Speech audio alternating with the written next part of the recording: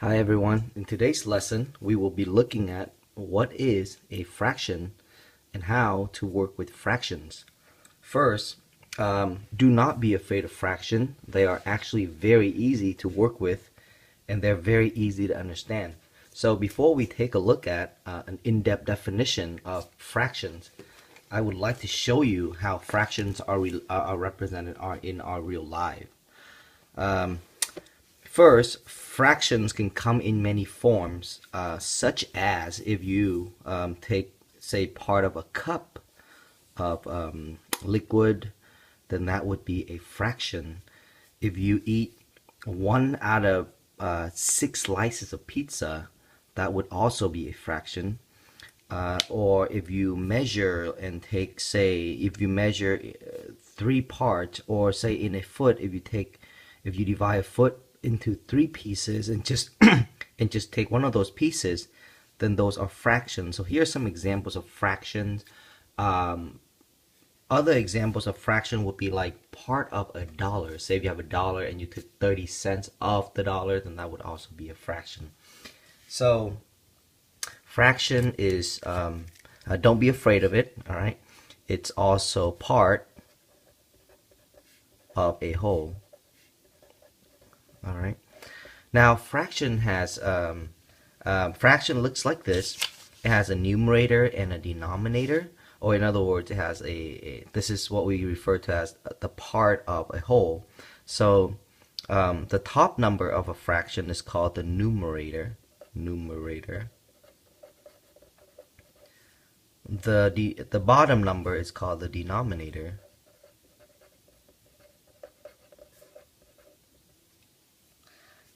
And the bar in the middle, that's called a fraction bar. So this is called a fraction bar. So fraction bar. And so first, let's take a look at how we simplify simple fractions. If you have if the numerator and the denominator are the same, then it just simplifies out to be 1. All right. The reason is because if you take the bottom number times the answer and you get the top number, because think of it as this bottom number 5 times 1 equals to 5, which is the top number. So that's how you would be able to check and see whether or not it makes sense. Other way of working with this is just to cancel these out, and then you have 1 left. All right. And you've seen some of these before. 0 divided by 7 is going to be 0, and we talk about this case. And here's another reason why. Because if you take the bottom number times the answer, so 7 times, and remember the answer is also called a quotient, so get used to those terms. 7 times 0 is equal to 0, which is the same as the top. If you divide by 1, you get itself. So 10 divided by 1 is 10.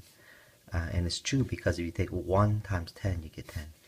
Take 1 times 10, you get 10. Now, remember this case, which is pretty special. We talk about this case and we said that this was equal to undefined.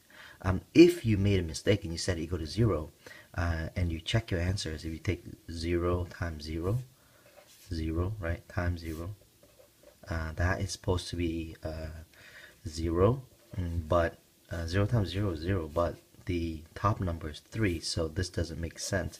Therefore, this answer doesn't make sense. So it has to be undefined. Remember, not if you divide by 0, make sure you write undefined. The way how I kind of think of this is if you give $3 to no one, because 0 is nobody, then it doesn't really make sense because you've given money to no one, and that's why it's undefined. All right, so that's some simple fractions that we'll work with. Remember, fraction is really part of a whole. We take a look at a few examples of that earlier. Remember, the numerator is the top number, denominator is the bottom number. All right, and remember, it represents a part of something. It's not a whole, it's just a part of something. All right. I got a quick bottle of detergent laying around. See how there's only so much left. So I have a fraction of whatever I had originally left because it's part of a whole. Originally this bottle was a full bottle, now it becomes just a part of it.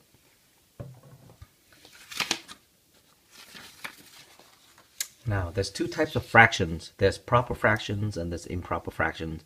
It is very easy to tell the differences between them.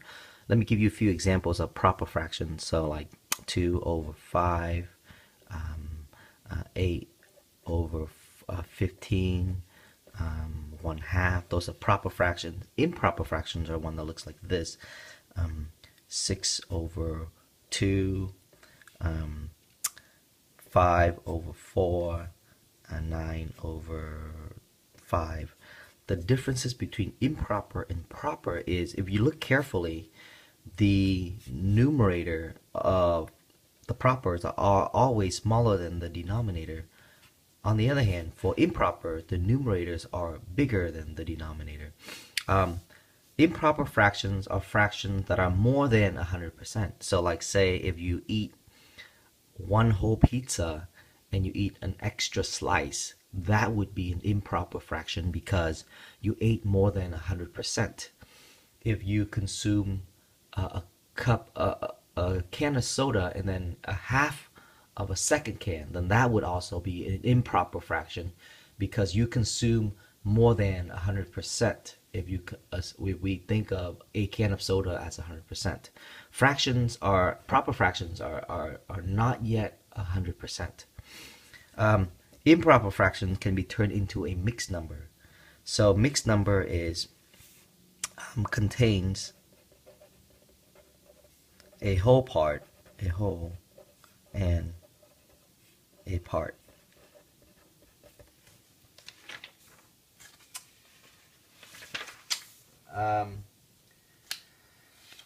Here are some examples of improper fractions and mixed numbers. So like say if I had one whole candy bar and then I ate 1/3 of a second candy bar, that would be an improper fraction, but that's also a mixed number because it contains a whole and a part.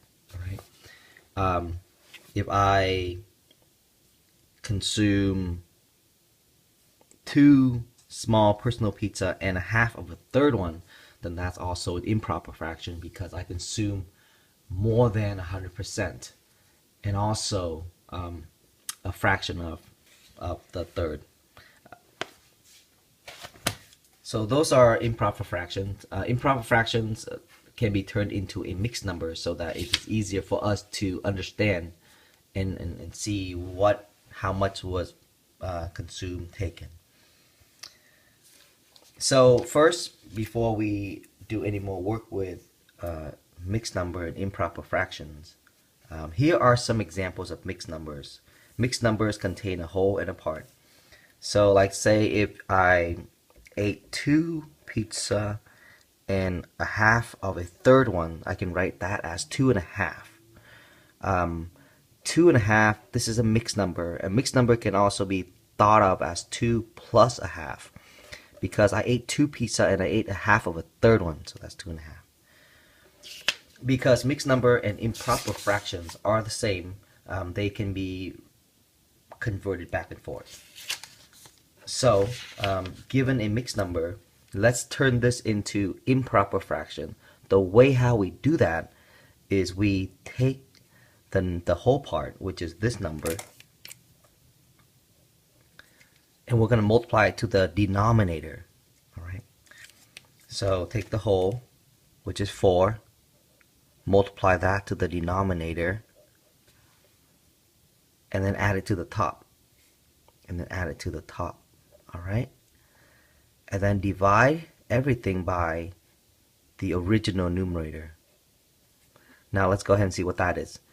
4 times 9 is 36, plus 2, 38. So 38 over 9. And that is an improper fraction, so you're done. Same thing over here. Turn this mixed number into an improper fraction. Take the whole part, which is 2, multiply it to the denominator, which is 7, and then add it to the top. And then make this over the same denominator 2 times 7 is 14. 14 plus 5 is 19. So you have 19 over 7 and you're done. Okay. We can also go the other way. We can also write from an improper fraction to a mixed number, which helps us understand what part is represented. To do that, it's actually very simple. Divide. So you would put the 9 on the inside, the 5 goes on the outside. Remember that this is called quotient. 5 is the divisor. 5 goes into 9 one time. 1 times 5 is 5. And we subtract 9, take away 5 is 4. There's nothing left, so you have a remainder of 4. So our answer for this problem is 1 is the whole. The remainder is 4. Remainder goes on top, and then the divisor goes on the bottom. So 1 4/5. Okay, let's try this problem. Turn this into an improper fraction. So divide. 30 goes inside.